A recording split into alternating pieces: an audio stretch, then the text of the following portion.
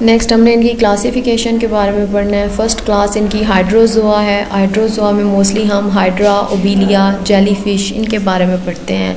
तो हाइड्रोजोआ के जो मेंबर्स हैं नोडेरियन में रिलेटिवली स्मॉल हैं। मोस्टली इनके मेंबर्स मैरीन इकोसिस्टम में रहते हैं, लेकिन कुछ इनके फ्रेश वाटर में भी रहते हैं। और इसके अलावा इनमें अल्टरनेशन ऑफ जनरेशन पाई जाती है। 2 स्टेजेस होती हैं, मेड्यूसा और पॉलिप, वो एक दूसरे में अल्टरनेट होती रहती हैं।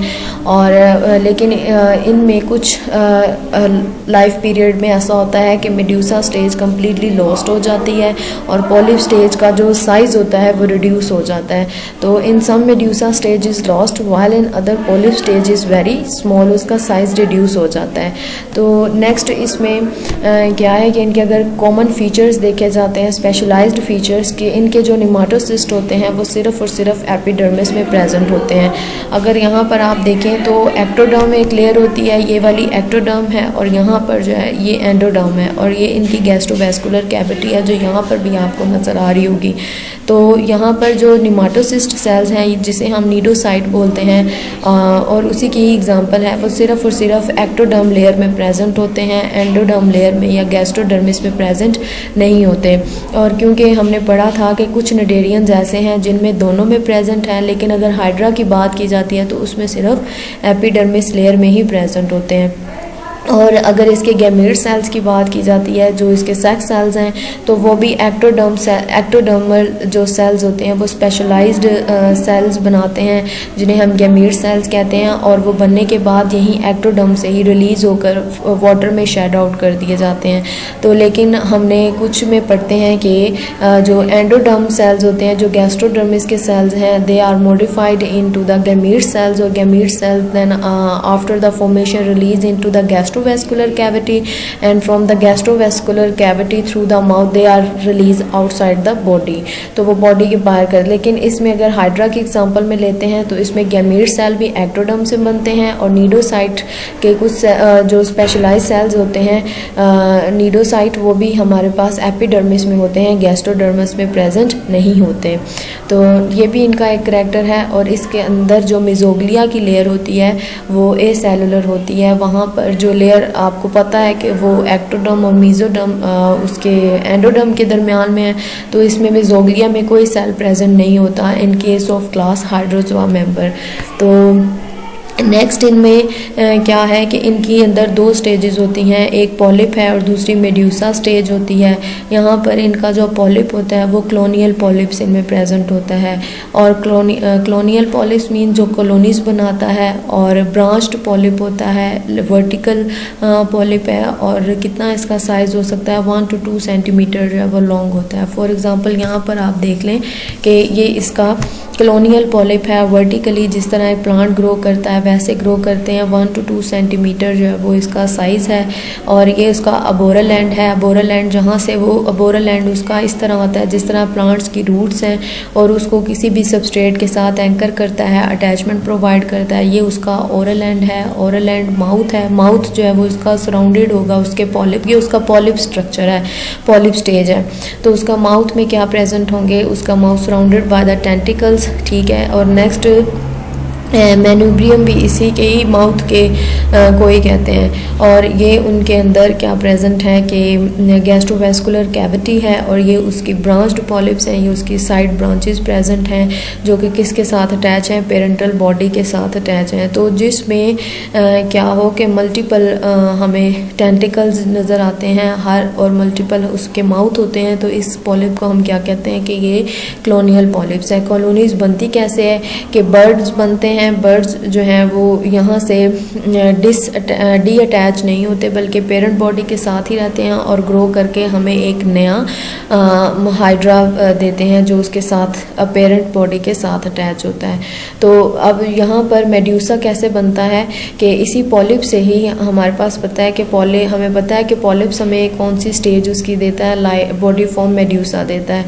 तो अब यहाँ पर इसके जो मेड्यूसा है इसके कुछ स्पेशलाइज्ड स्ट्रक्चर्स बनते हैं पॉलिप्स में जो कि रिलीज़ हो जाते हैं इस पूरी पेरेंटल बॉडी से, और फ्रीली स्विम करते हैं फ्रेश वाटर में, और फिर हमें कॉलोनियल पॉलिप जो है वो हमें मेड्यूसा, फ्री स्विमिंग मेड्यूसा देता है। तो ये दोनों स्ट्रक्चर्स हैं इसमें। अगर हम ओबेलिया की एग्जांपल देखते हैं तो ओबेलिया में क्या है कि इनके जो पॉलिप्स होते हैं उनमें स्पेशलाइज्ड स्ट्रक्चर्स प्रेजेंट होते हैं जो कि फीडिंग पर्पस के लिए भी यूज़ किए जाते हैं और बडिंग पर्पस के लिए भी। जो बडिंग करके हमें मेड्यूसा देंगे इन्हें रिप्रोडक्टिव स्ट्रक्चर्स कहते हैं, जो कि पॉलिप्स में प्रेजेंट होंगे, हम नेक्स्ट पढ़ेंगे।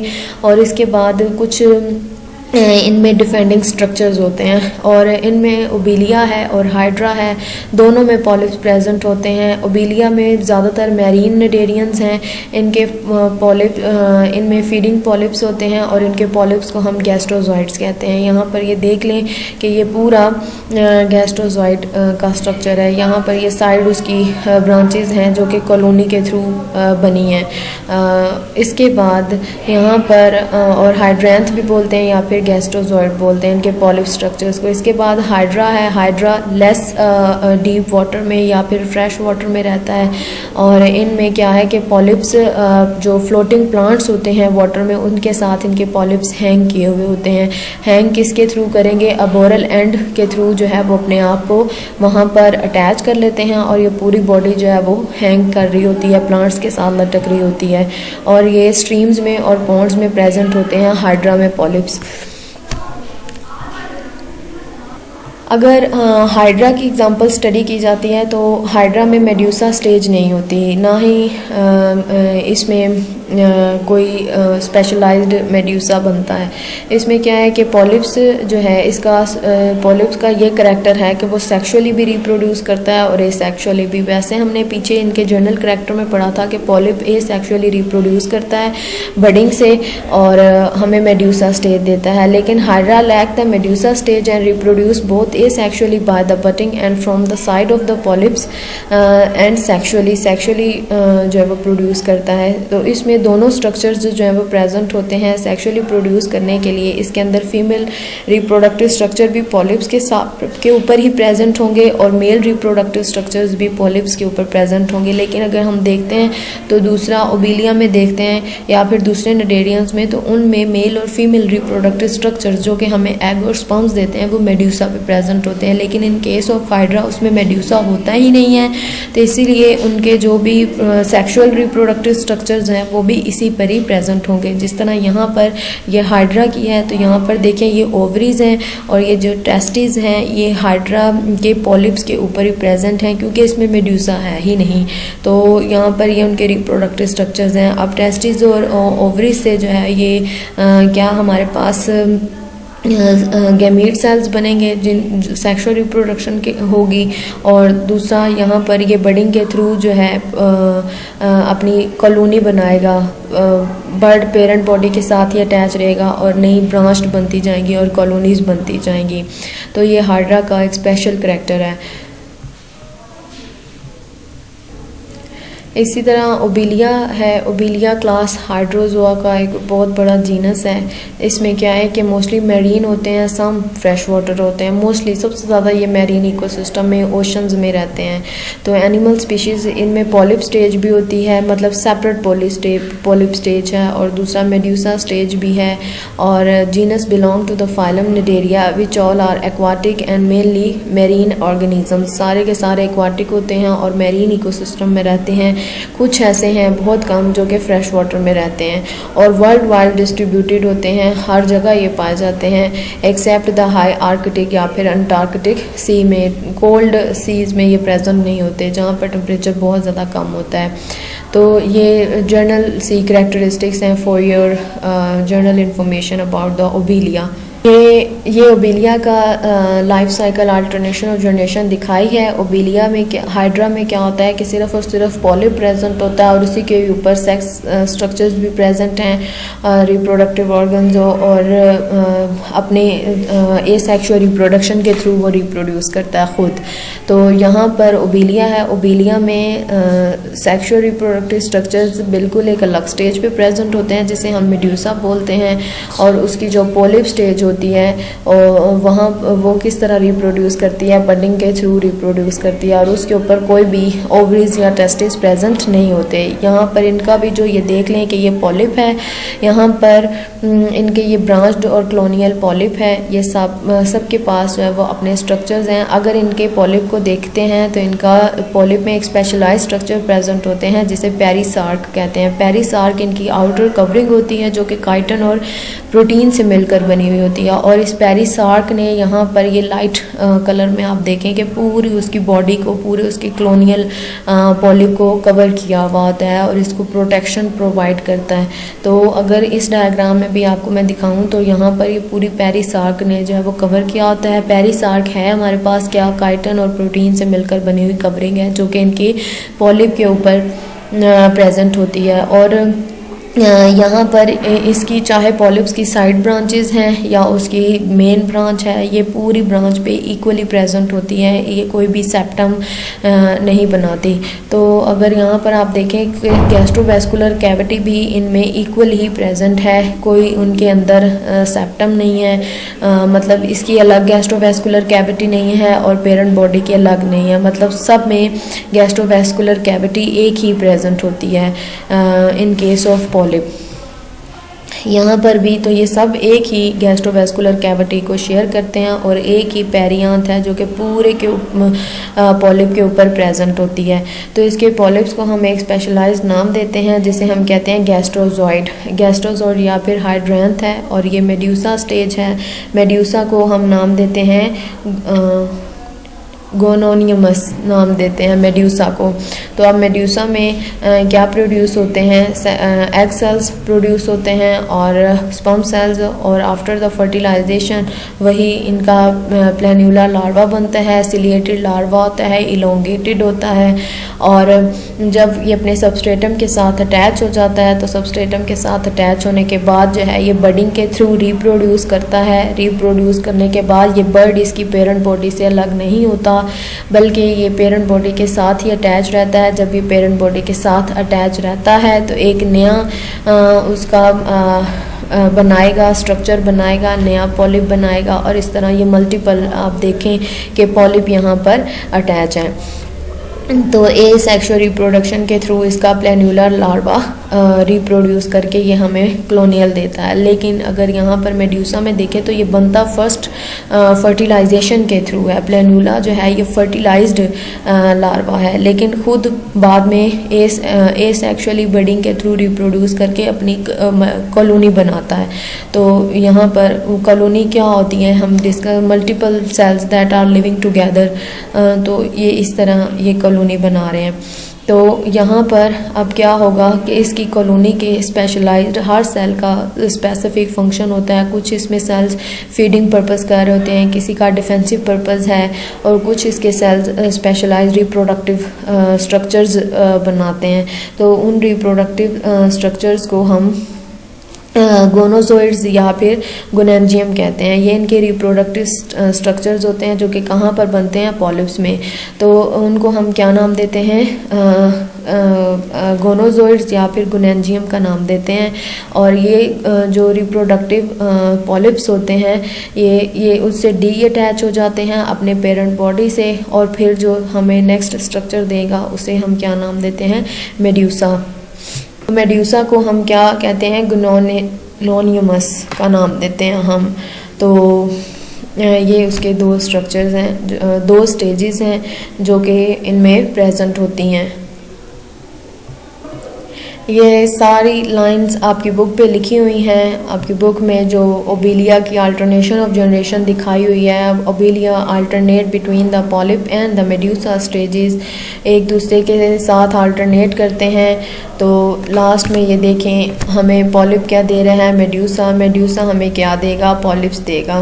तो सेक्सुअल रिप्रोडक्शन किस में होती है, मेड्यूसा में। ए सेक्सुअल रिप्रोडक्शन किस में होती है, पॉलिप्स में। लेकिन इन केस ऑफ ओबेलिया अगर हाइड्रा को देखा जाता है तो उसमें ए सेक्सुअल रिप्रोडक्शन भी पॉलिप्स में होती है और सेक्सुअल रिप्रोडक्शन भी पॉलिप्स में होती है। तो यहाँ पर mature medusa is about 1 millimetre in the diameter. तो मेड्यूसा का इस तरह ही स्ट्रक्चर है जिस तरह जेली फिश का होता है। इसके जो टेंटिकल्स हैं वही डेंगल टेंटिकल्स होते हैं, नीचे की तरफ लटक रहे होते हैं, और इनमें रिप्रोडक्टिव स्ट्रक्चर्स होते हैं जिन्हें हम गोनेड्स बोलते हैं। और इसका डोम शेप स्ट्रक्चर होता है, और इसका स्ट्रक्चर में नेक्स्ट आएगा। और इनका डायामीटर कितना होता है, 1 मिलीमीटर है। प्लेनुला का देखा जाए जो कि फर्टिलाइजेशन के बाद बनता है, उसका लार्वा 0.2 मिलीमीटर लॉन्ग होता है। इसका प्लेनुला इलोंगेट हो जाता है, इस वजह से उसका साइज़ कितना है, 0.2 मिलीमीटर लॉन्ग। ओबीलिया में मेजॉरिटी क्या है कि कॉलोनियल हाइड्रोजोआ होते हैं, have medusa that remain attached to the parental colony and they release the gamete or the larval stage through the gonozoids। तो गोनोजोइड्स वो इनके वही रिप्रोडक्टिव स्ट्रक्चर्स हैं जो कि क्या रिलीज़ करते हैं, gamete. The medusa often degenerate या इन डीजनरेट में be little more than gonadal specialization in the gonozooids. तो ऐसा है कि मैंने आपको बताया था कि बहुत सारी उसकी स्टेजेस ऐसी हैं जिसमें मेड्यूसा स्टेज जो है वो बिल्कुल ख़त्म हो जाती है, या फिर उसके अंदर जो गोनोजोइड्स जो गोनेड्स उसके स्ट्रक्चर्स हैं वो लॉस्ट हो जाते हैं। तो जिस वजह से हम कहते हैं कि जिस तरह हाइड्रा में है कि पॉलिप ही उसमें प्रेजेंट होता है और मेड्यूसा लॉस्ट हो जाता है। तो यही बात उसने यहाँ पर एक्सप्लेन की है। तो यहाँ पर वही बात कि ये गोनोजोइड्स हैं जो कि उसके साथ पेरेंट बॉडी के साथ ही अटैच रहते हैं और गैमीट रिलीज़ कर देते हैं, और फिर लार्वा बनता है, और लार्वा फिर से हमें क्या देता है, पॉलिप देता है। तो कोई अलग से मेड्यूसा का स्ट्रक्चर जो है वो नहीं बनता, जिस तरह हम ओबीलिया में देखते हैं कि यहाँ पर एक अलग मेड्यूसा का स्ट्रक्चर बनता है और वो फिर यहाँ पर गैमीट वगैरह रिलीज़ करते हैं। तो यहाँ पर वो वही बात कि Hydrozoa medusa that remain attach to the parental body, जिस तरह इस डायग्राम में है कि मेड्यूसा के जो भी रिप्रोडक्टिव स्ट्रक्चर थे, गोनोजोइड्स जो होते हैं वो यहीं पर अटैच रहते हैं और स्पर्म्स को रिलीज़ करते हैं और एग को, और आफ्टर द फर्टिलाइजेशन वो दोबारा से हमें पॉलिप्स दे देते हैं। वो पॉलिप से कभी अटैच रहते ही नहीं हैं। तो हम कहते हैं कि फिर हाइड्रा में क्या है कि जो मेड्यूसा स्टेज होती है वो बिल्कुल ख़त्म हो गई है और वो पॉलिप्स पर ही प्रेजेंट होती है। तो ये चीज़ उसने यहाँ पर एक्सप्लेन की है। अब ये नेक्स्ट हमारे पास मेड्यूसा उसकी स्ट्रक्चर है, उसमें क्या प्रेजेंट है, एक अब ओरल एंड प्रेजेंट है और यहाँ पर ये उसका ओरल एंड प्रेजेंट है। अब यहाँ पर एक डेलिकेट जो है वो कवरिंग होती है जिसे हम क्या कहते हैं, विलम बोलते हैं। ये ज़रूरी नहीं है कि ये सारे निडेरियंस के मेड्यूसा स्टेज में प्रेजेंट हो, ये सम निडेरियंस में ये प्रेजेंट नहीं होती। तो ये विलम का क्या काम होता है कि जो पानी इसकी बॉडी में फिल होता है यहाँ पर इसकी गैस्ट्रोवेस्कुलर कैविटी में, जब वो पानी एक्सपेल आउट करता है तो ये विलम उस वाटर को कंसंट्रेट कर लेता है यहाँ पर उसकी ओरल ग्रूव होता है वहाँ पर उसको कंसंट्रेट करता है और उसको जेट प्रोपल्जन, और वही फिर पानी इसको ऊपर की तरफ जो है वो प्रोपेल करता है, जिसे हम फिर कहते हैं कि जेट प्रोपल्जन मूवमेंट शो करती है। तो यहाँ पर ये उसका मैन्यूब्रियम है, उसका ओरल पार्ट है, और ये उसके ओरल लूब्स उन्होंने दिखाए हुए मेड्यूसा के।